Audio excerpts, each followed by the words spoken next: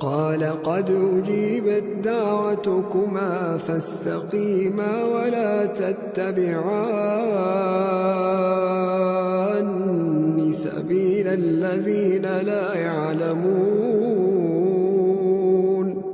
وجاوزنا ببني إسرائيل البحر فأتبعهم فرعون وجنوده بغيا وعدوا حتى